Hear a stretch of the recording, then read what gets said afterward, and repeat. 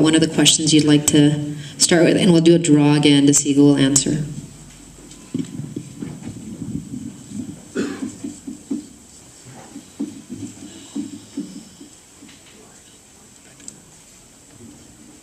So, Rebecca, you're up. Since we're in a school, I'd like to take the how would I improve education.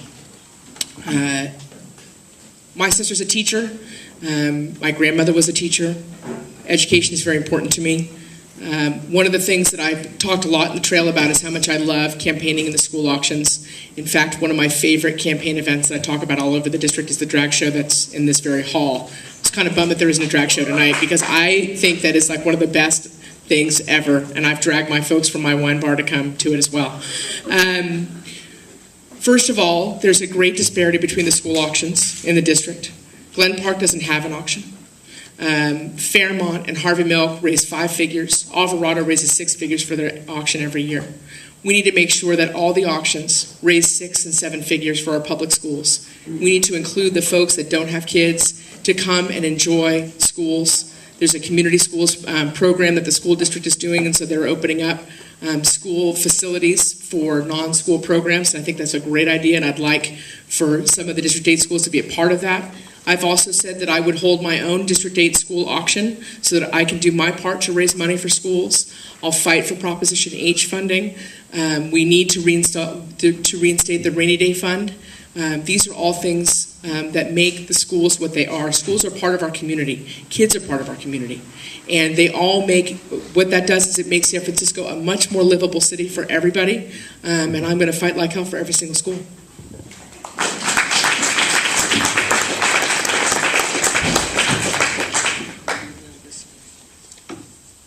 So Bill? All right. I'll go back to the soft money issue, I guess, of what's coming in. I started my campaign the first day, even before I got into this, saying I'm not taking any endorsements, I'm not seeking them or accepting them. And one of the reasons is I think it's one of the biggest problems in how we do races. I think extra $50,000 coming from different organizations, that has a price tag to it. Don't kid yourself. That is definitely a price tag. And if you think this money is coming in just as an independent thing, you're kidding yourself. It's what's wrong with the system, and just because that's how elections are run, I don't think that's good enough. I think we can do better. I think resident support is especially in a local campaign, I think is priority.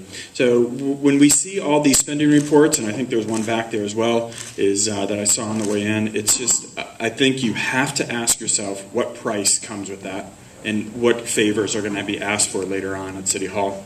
Thanks.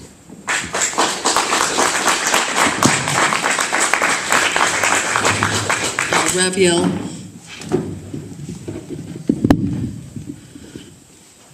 I actually agree strongly with Bill, but that's not the question I'm going to answer. I want to talk about this question about this issue of coalition politics and African Americans and lesbians not feeling welcome in the Castro and District 8. And that, I think, also relates to the question of Milk's legacy. One of the quotes that I really treasure about Milk is this quote about the us's and giving hope to the us's. And this notion that the us's was not just the gays, but was people of color, women, the disabled. I think today you might say kids, because they've been so decimated in the budgets and our schools have been so underinvested in. I really think, and I think this is a really important premise for me of my campaign, that the LGBT community and District 8, even if we've achieved a lot in terms of civil rights, even if we are a more affluent community than what Milk's district was 30 years ago, that we need to maintain, that the legacy we've inherited imposes on us a burden and obligation, and actually sort of a blessing, that we are part of that coalition and should continue to be part of that coalition. And that I really believe that the voters of this district are willing to vote for someone and elect someone, as long as they're a pragmatist and are going to take care of the potholes and the graffiti and all the other things that need to get dealt with in the neighborhood, but also someone who's willing to tackle the larger social injustices that exist in the city and the state. I think there's a tremendous lack of justice in the world, and a lot of what I've done as a political activist has been to try and expand justice for all the us's, and I think that this district believes in that.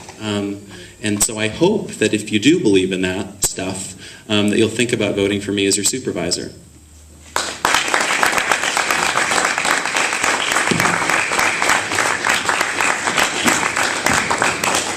Scott?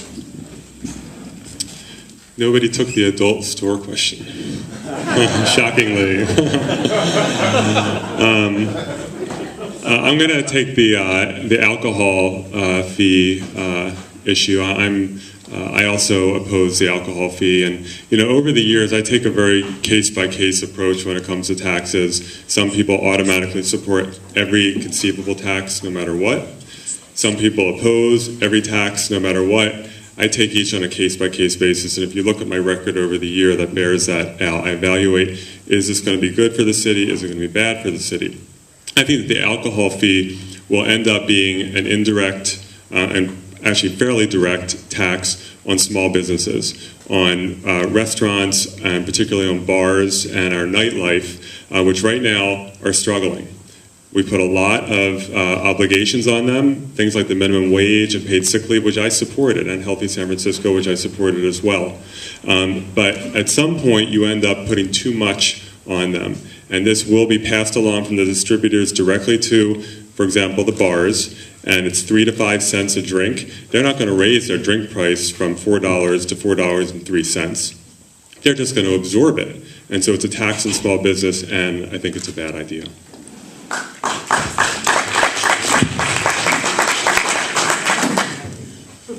So now we're going to get to another round of questions.